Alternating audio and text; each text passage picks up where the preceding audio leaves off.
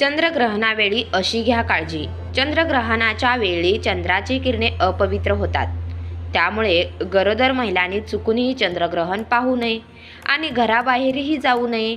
न जन्मलेल्या मुलांच्या आरोग्यावर त्याचा विपरीत परिणाम होतो. तसेच हे डोळ्यांसाठी नुकसानदायक सुद्धा ठरू शकते. त्यामुळे गर्भवती महिलांनी चंद्रग्रहणाच्या वेळी चंद्र पाहू नये.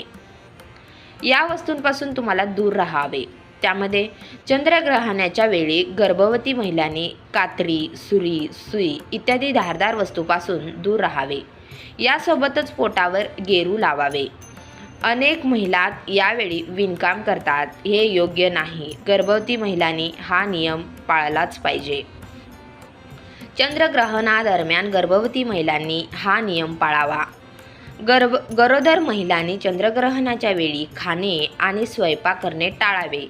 असे मानले जाते की ग्रहणाच्या अशुद्ध किरणामुळे अन्न दूषित होते. त्यामुळे गर्भवती महिलांनी ग्रहण काळात खाणे टाळावे. ग्रहणाच्या वेळी अन्न सेवन केल्याने बालकांच्या विकासावर अशुभ परिणाम होतो.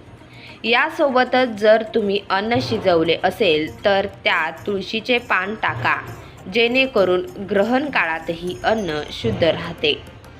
चंद्रग्रहणादरम्यान करा हे काम.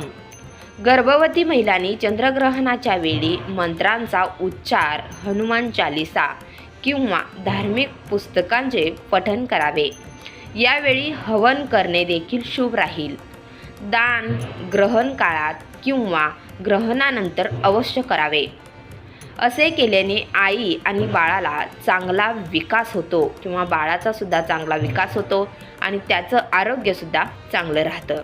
आता ग्रहणानंतर काय काम करायचं किंवा करा हे काम. चंद्रग्रहणाच्या वेळी गरोदर महिलांनी घरीच आराम करावा आणि प्रवास व कोणतेही काम करणं टाळावे. यासोबतच चंद्रग्रहण संपल्यानंतर पाण्यात गंगाजल टाकून स्नान करावे व जुने वस्त्र दान करावे व नवीन वस्त्रे परिधान करावीत. तर गर्भवती महिलांनी अशी घ्यावी काळजी. Bye bye.